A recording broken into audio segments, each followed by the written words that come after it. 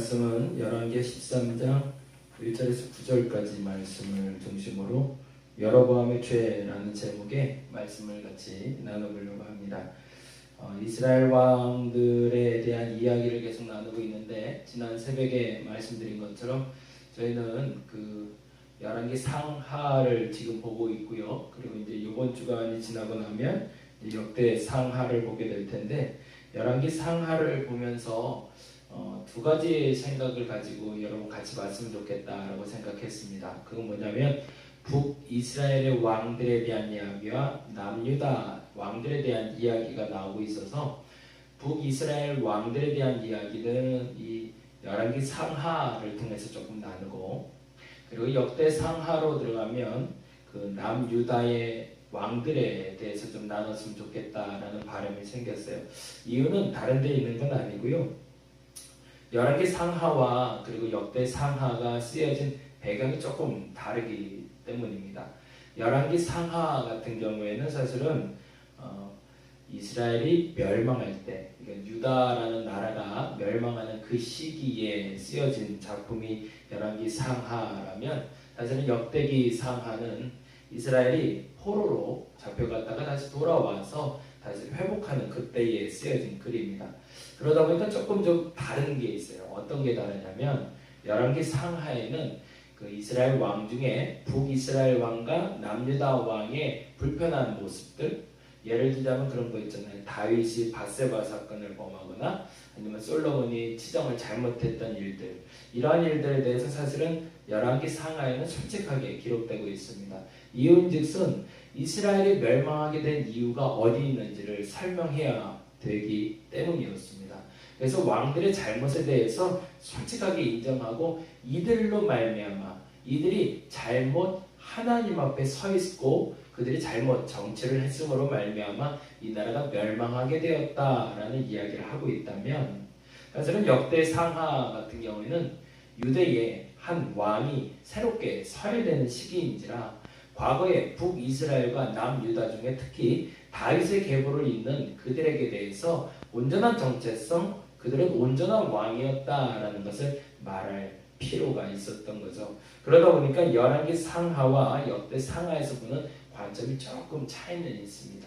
그래서 열 왕들의 이야기들 중에 열왕기 상하에서 북왕국 이스라엘을 다루는 이유는, 개인적으로 열왕기 상하를 보면서 북왕국의 왕들을 찾아보고 싶은 이유는 그들의 잘못한 것과 그들의 잘한 것을 말하고 있기 때문에 이 하나를 먼저 좀 살펴봤으면 좋겠다라는 생각이 들었고요.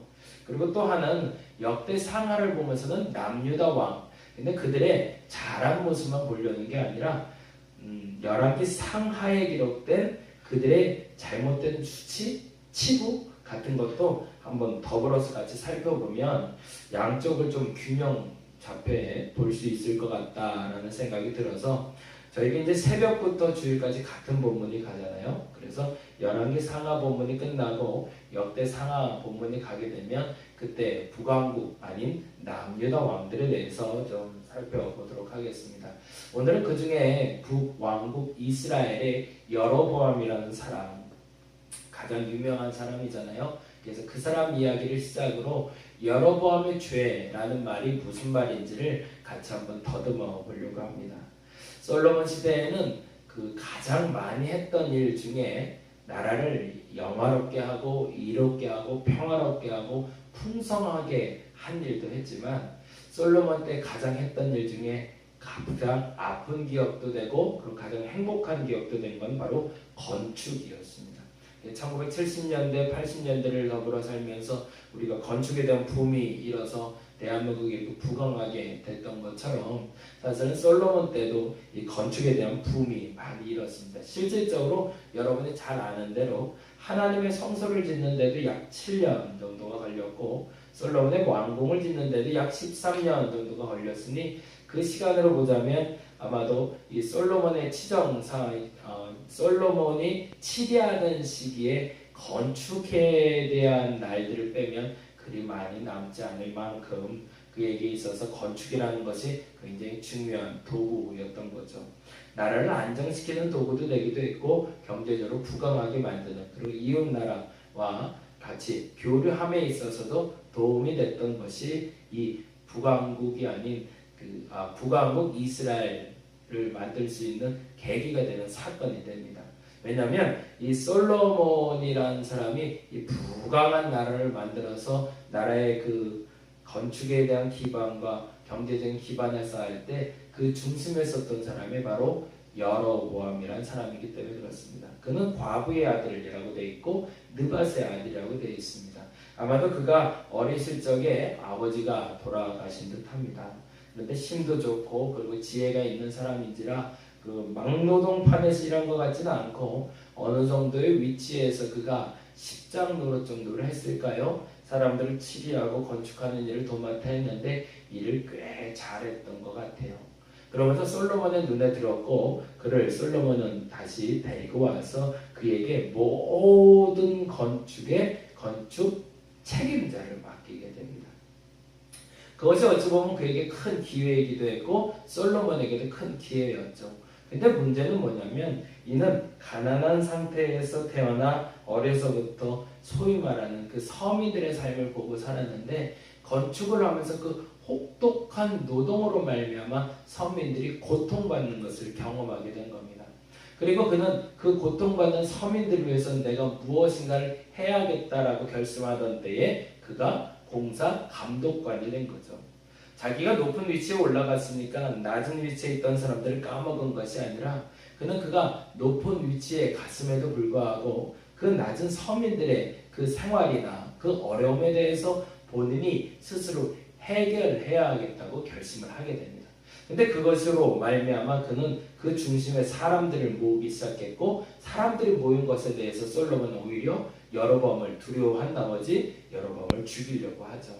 그래서 여로보암은 안타깝지만 솔로몬의 곁을 떠나서 이집트로 그 피난을 가게 됩니다. 그리고 솔로몬이 죽은 후에 르호보암이라는 왕이 섰을 때 여로보암은 다시 르호보암 앞으로 가게 됩니다. 그리고 정당하게 요구를 합니다. 지금 이 시간에 왕에게 요구하니 우리 지금 이스라엘 백성들이 공사로 말미암아 건축으로 말미암아 많이 피폐해져 있고 그들이 어려우니 그들을 위해서 조금 좀 감량해주고 공사의 양도 좀 감량해주고 일도 좀 여유롭게 하게 해주셔서 그로 말미암아 이스라엘이 좀 평화롭게 유지될 수 있도록 해달라라는 요청을 하게 되죠. 그런데 안타깝게도 르호보암은 원로들의 말을 듣는 것이 아니라 함께 자란 소년들, 말 그대로 그런 게 있는 거잖아요. 어려서부터 가난을 함께 경험했다가 성장한 사람들은 나름대로 그 가난을 알기 때문에 그 가난한 사람들의 삶도 도살필 수 있지만 반면에 어려서부터 풍성하게 누리고 산 사람들은 그 후대에 가서라도 사실은 그 가난에 대해선 극렬한 마음과 동정의 마음은 있어도 그들이 그 삶에 대해서 피부로 알지 못하기 때문에 그것으로 말미암아 이질적인 생각들이 생성되는 듯합니다. 아마도 르호보암도 그랬던 것 같습니다. 귀족의 자녀들과 그리고 부유한 솔로몬의 아들로 태어난 르호보암은 안타깝지만 가난이 뭔지를 알지 못했습니다. 어려움이 뭔지를 모르는 거죠. 그래서 결국에 그가 택한 방법은 하나였습니다. 내 아버지의 새끼손가락보다 내 아버지의 허리보다 내 새끼손가락이 더 두껍다라는 표현을 쓰죠. 그 말의 뜻은 뭘까요? 내가 아버지보다 더 단단하게 이 나라를 치리할 것이라고 요청하고 있는 거죠. 안타깝지만 그 시기로 말미암아 여로보암과 르호보암은 결별하게 됐고 때마침 하나님은 솔로몬과 르호보암의 잘못된 치정에 의해서 선지자를 보내셔서 여로보암에게 앞으로 너는 10지파를 갖게 될 것이다 라고 이야기를 하십니다. 그러면서 이스라엘의 10지파와 그리고 유다를 중심으로 한 베냐민의 2지파 외에 나머지 10지파는 여로보암이 그리고 2지파는 르호보암이 치리하게 되죠. 만일에 이때 르호보암이 여로보암을 품었으면 역사는 달라졌을까?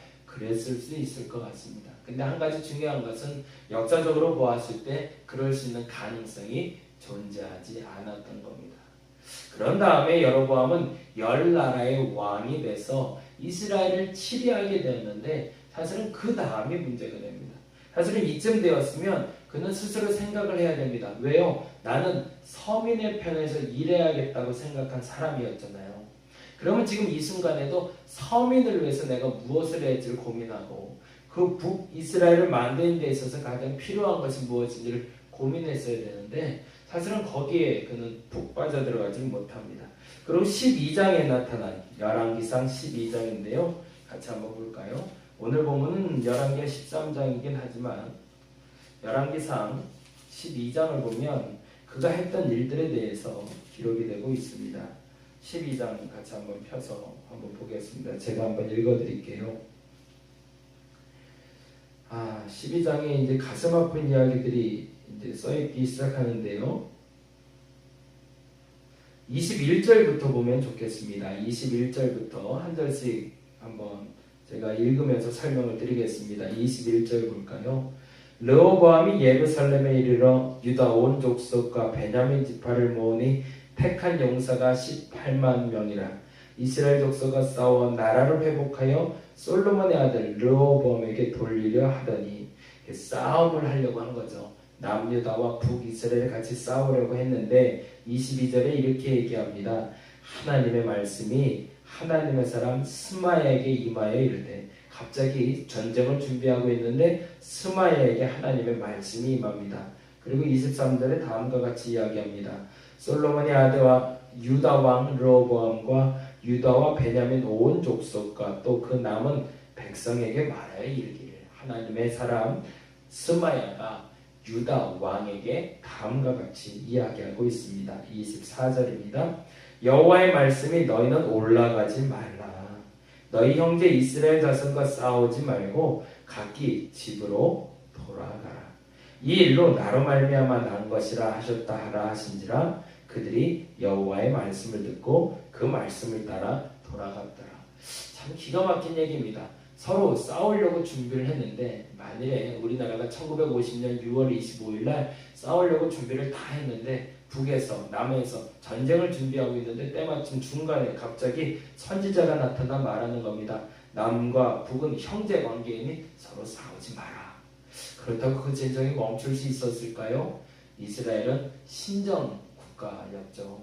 그래서 이것이 가능했습니다. 이스라엘 왕은 그 말을 듣고 베냐민 사람과 그리고 예루살렘에서 모인 18만 명의 용사를 흩어버립니다. 왜? 하나님이 싸우지 말라 하니까.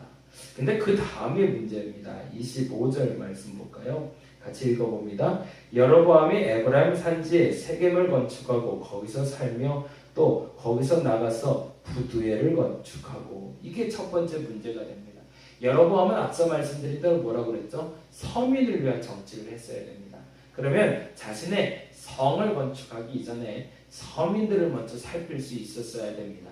다윗도 마찬가지였죠. 다윗도 남과 북으로 갈라져 있을 때 통일왕국의 왕이 됐습니다. 그래서 유다의 왕이 됐을 때 이스라엘을 7년 동안 기다려주죠. 더 중요한 것은 그는 기다리는 동안 자신의 왕궁을 짓지는 않습니다. 왜요? 그것이 하등 득이 되지 않는 걸 그는 알고 있었기 때문이었죠.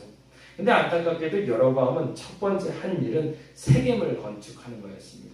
왜요? 이 세겜이라는 땅은 이스라엘의 정통성을 유지할 수 있는 땅이었기 때문입니다.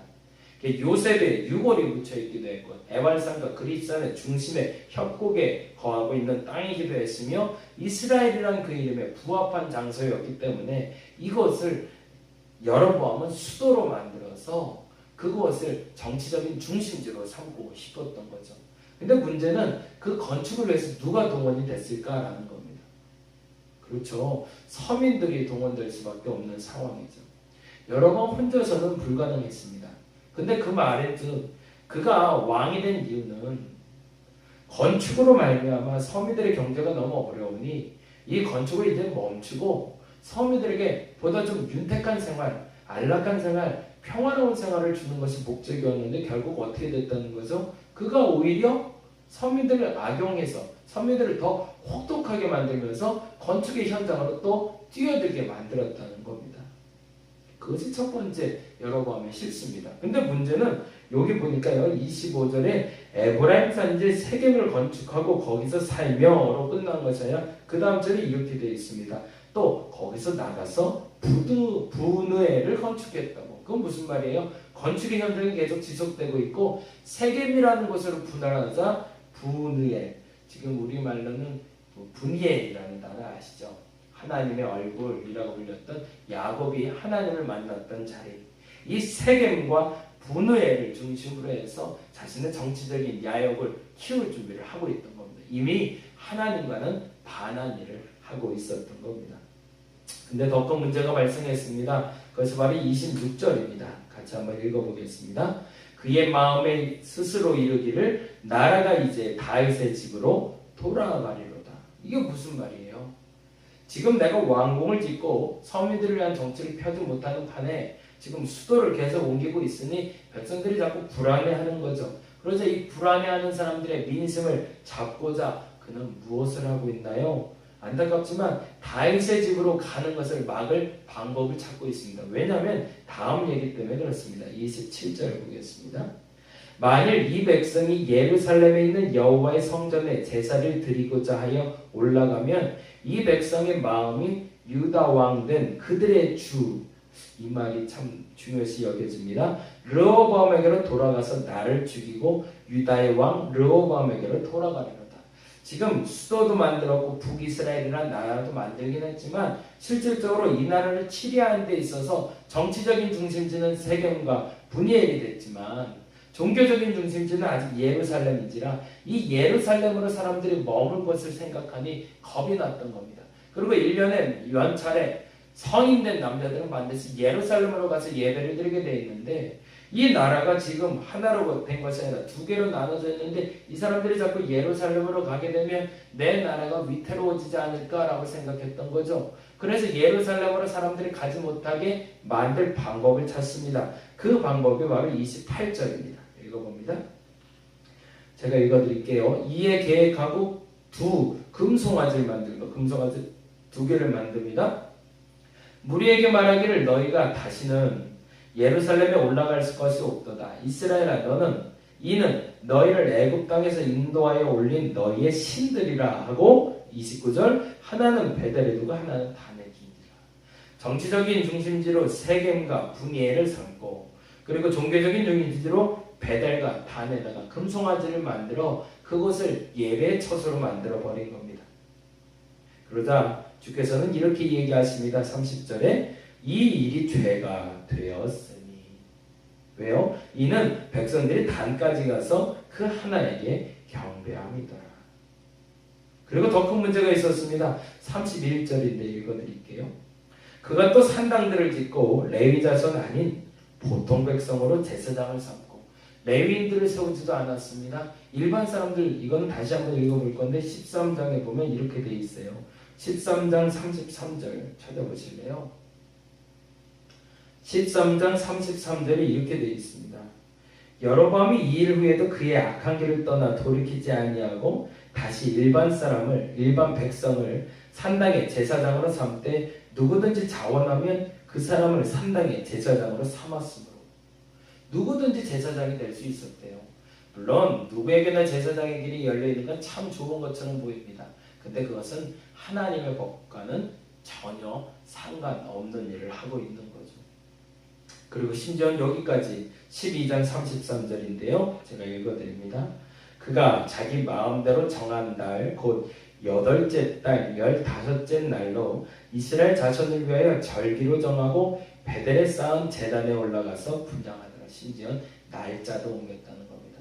장소도 사람도 시간도 다 옮겨버린 거죠. 왜? 두렵기 때문에. 하나님께 올라가 예배드리는 이스라엘 백성들을 보고 있자니 마음이 두려워. 그는 그의 두려움을 제거하고자 산당을 짓고 제사장들을 스스로 뽑고 그리고 절기까지도 심지어 바꿔서 북이스라엘만의 예배를 드릴 수 있도록 준비를 한 겁니다. 그리고 이 일에 대해서 성경은 다음과 같이 이야기합니다. 34절 13장 34절입니다. 제가 읽어드릴게요.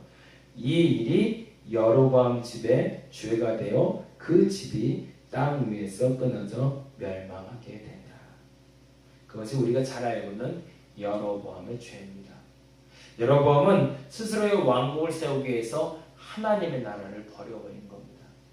그리고 스스로가 시간과 장소와 사람을 정해서 하나님께 예배하는 일조차 하나님 중심이 아니라 나 중심으로 예배하게 만들어 이스라엘 백성들로 오히려 하나님을 떠나게 만든 거죠. 그 얘기가 반복되는 게 사실은 13장입니다.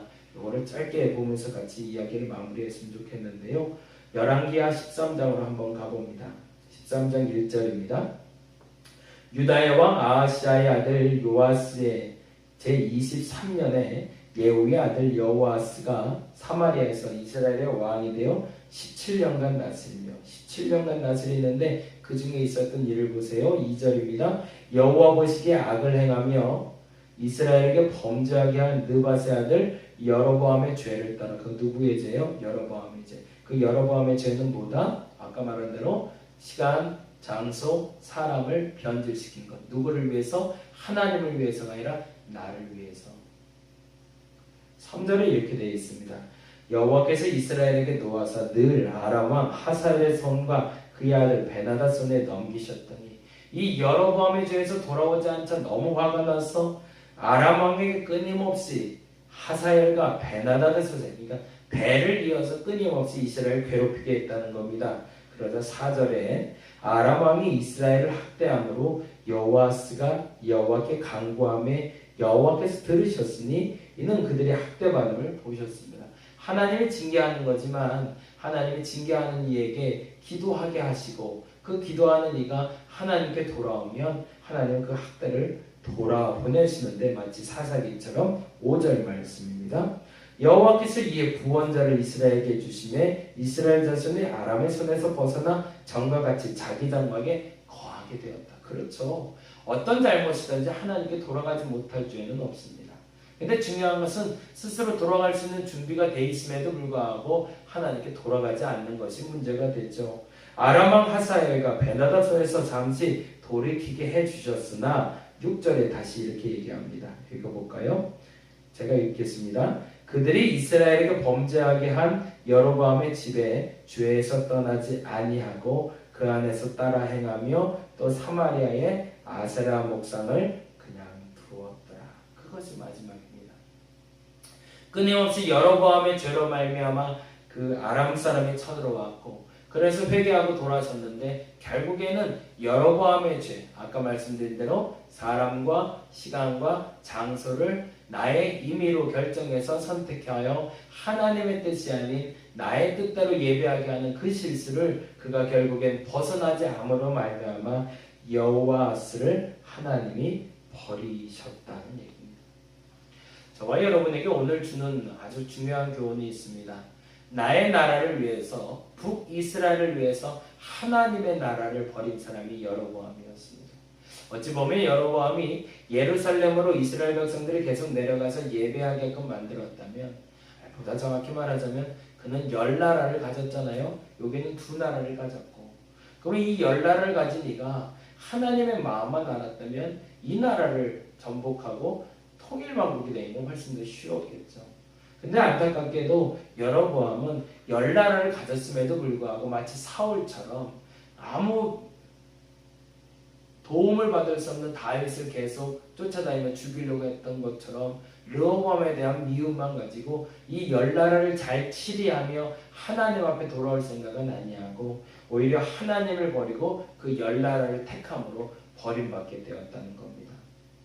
여러분, 제가 그리고 여러분이 가져야 될 마음이 무엇인지 한번 점검해 보시기 바랍니다. 우리에게 여로보암의 죄가 있지는 아니한가? 하나님이 주신 복을 누리기 위해서 내가 지금 지켜야 될 것이 있습니다. 하나님은 내게 복 주시길 원하시고 내가 잘 되기를 원하시고 내가 하나님 앞에 바로 서기를 원하십니다. 그래서 때어 하나님은 내게 또 다른 나라를 만들게 하십니다. 그리고 그 나라를 통해서 하나님의 일을 꿈꾸어 보십니다. 그런데 그 나라에서 내가 왕이 되고자 하나님을 버리는 어리석음이 없기를 간절히 바랍니다. 여로보암의 죄를 저와 여러분의 가슴 속에서 이제는 뽑아버릴 수 있기를 간절히 바랍니다. 근원적으로 바뀌지 않는 신앙은 아무리 주변 상황을 많이 바꿨다 할지라도 근원적으로 바뀌지 않는 신앙은 하나님 앞에 사용될 수 없습니다. 저와 여러분이 하나님 앞에 사용될 수 있는 사람이 될 수 있기를 간절히 바랍니다. 지금까지 여로보암의 죄를 내 가슴속에 품고 살았다면 지금이라도 좋습니다. 지금이라도 뽑아버리면 하나님은 지금 말씀하신 것처럼 아람 하사엘과 베나단 손에서 돌이켜서 회복시킨 것처럼 나를 회복시켜 주실 겁니다. 그때는 떠나시기 바랍니다. 여로보암의 죄에서 떠나서 오늘 이 시간 이후로는 다시금 그 근원적인 죄로 돌아가는 것이 아니라 하나님 앞에 머물 수 있는 저와 여러분 되기를 간절히 바랍니다. 오늘은 그렇게 기도할 겁니다. 하나님, 내게 여로보암의 죄가 있다면 제거하여 주옵소서. 뿌리채 뽑히게 하여 주옵소서. 이 한 주는 그렇게 한번 묵상하며 나갔으면 좋겠습니다. 하나님, 내 근원적인 죄, 그 쓴뿌리들이 이 한 주 동안 깨끗이, 아주 깨끗이 뽑혀져서 하나님 앞에 그 여로보암의 죄가 없어짐으로 말미암아 내가 너를 기뻐하고 내가 너를 말미암아 함께하겠노라고 말씀하시는 그 하나님의 선포를 들을 수 있는 저와 여러분이 되기를 간절히 바랍니다. 기도하겠습니다.